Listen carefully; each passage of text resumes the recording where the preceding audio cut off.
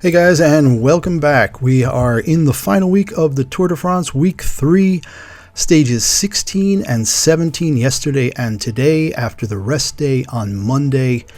Yesterday was a flat stage, 188 Ks with 1,200 meters of climbing, which is what they call flat these days, but definitely a stage for the sprinters. And we've been talking about Biniam Girmay and his lead over Jasper Philipsen in the green jersey competition, and that took a turn yesterday. Philipsen won, but he won the stage, his third stage win of the Tour. That puts him equal with Girmay and with Tadej Pogačar for the most wins so far, so 3 for each of those 3 guys. But Girmay was involved in a crash, and it was really close to the end, inside the last 3K, so he was given the same time, but he lost out on points opportunities as Philipsen was able to go ahead and take the stage win.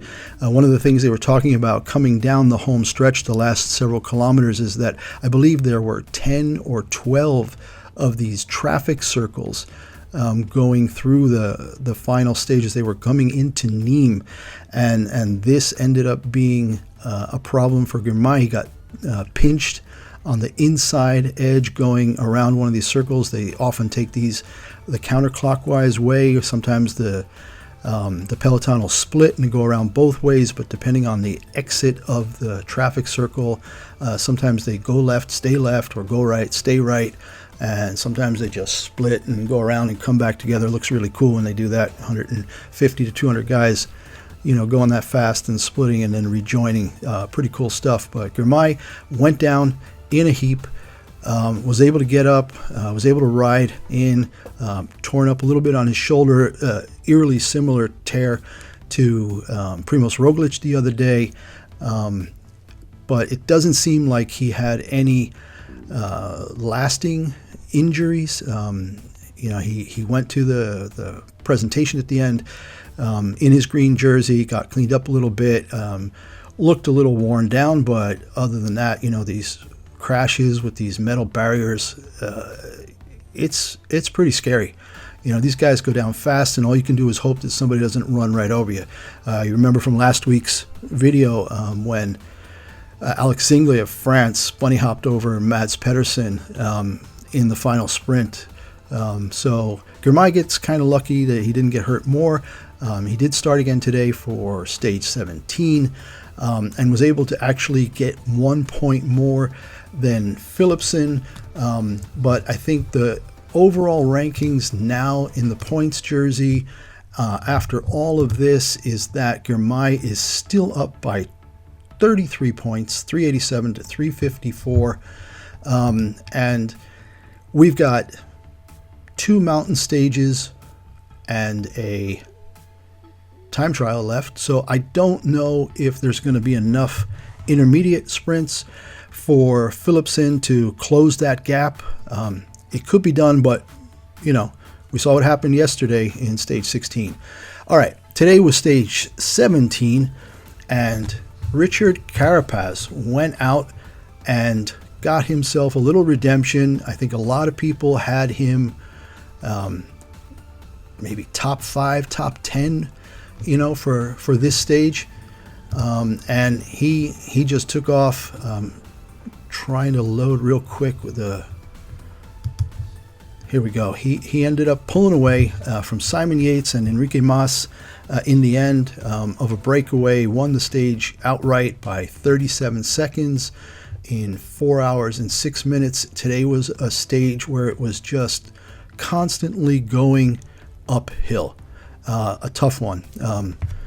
Not overly long, 177K, but 2,850 meters of climbing. Called a mountain stage, rightly so. And yeah, 3 categorized climbs, a 1, a 2, and a 3.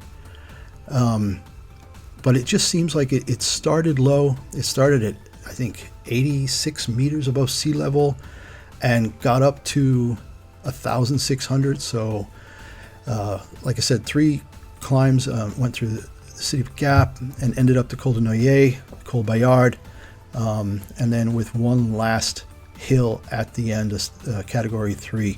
So CARAPAZ broke away with a bunch of other guys and got there and took the stage win, his first this year. And then, yeah, there was quite a gap going back. The favorites came in.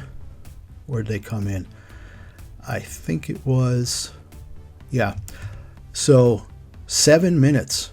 7 minutes back to Vingegaard and Pogačar, who came in together. Evenepoel did pull back 12 seconds on Vingegaard, 10 seconds on Pogačar. Don't know that that's going to make a huge amount of difference. In the general rankings, Evenepoel is, well, he's within 2 minutes of Vingegaard. So if he can hang around these two mountain stages and then just have a blowout time trial, it might still be open for second place. I just don't know. I mean, people are talking about Vingegaard getting into a break tomorrow, or just trying to leave Pogačar behind and push him to see if he's got any chance of bridging those 3 minutes and 11 seconds that he's still back. I don't know if it's going to happen. I've gotten quite a bit of feedback from you people in messages and comments saying, hey, just wait. Week 3 is Jonas's week, and we shall see if that's true.